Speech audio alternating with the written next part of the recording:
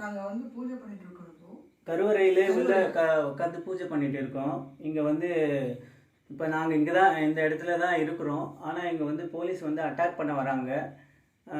கதவை உடைச்சி உள்ளே வெளியே ஏற்ற வராங்க. எங்களோட உயிரே போனாலும் சரி நாங்கள் இந்த பூஜையை நிறுத்த மாட்டோம். நாங்கள் தொடர்ந்து பூஜை பண்ணிகிட்டே தான் இருப்போம். பூஜை பண்ணிட்டு இருக்கோம். எங்களுடைய லைஃபே வந்து சன்னியாச லைஃப். எங்களுக்கு தேவை இந்த பூஜை தான், சுவாமி தான். நாங்கள் பூஜை பண்ணிட்டு இருக்கோம். போலீஸ் வந்து அட்டாக் பண்ணதுக்கு ரெடியாக இருக்காங்க. கதவை வெளிப்பக்கம் லாக் பண்ணிட்டு போயிருக்காங்க.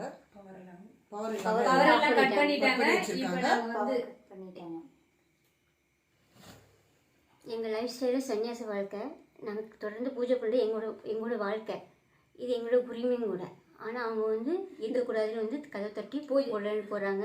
குண்டாஸ் வந்து வெளியே கதவை லாக் பண்ணிட்டு போயிருக்காங்க. கரண்ட்டையும் கட் பண்ணிட்டாங்க.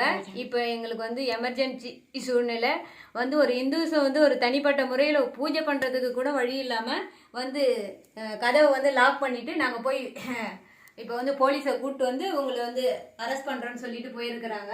இப்போ சுச்சுவேஷன் ரொம்ப வந்து மோசமாக இருக்குது.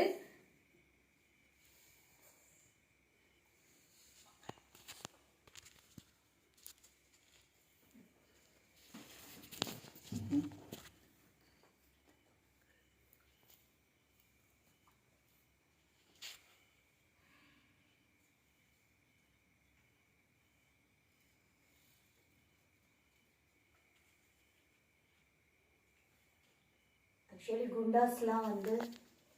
குண்டாஸ்லாம் வந்து எங்களை இது பண்ணனால தான் நாங்கள் ஓடி வந்து இங்கே இருக்கோம். ஃபுல்லாக உட்காந்து பூஜை பண்ணிகிட்டு இருந்தோம்.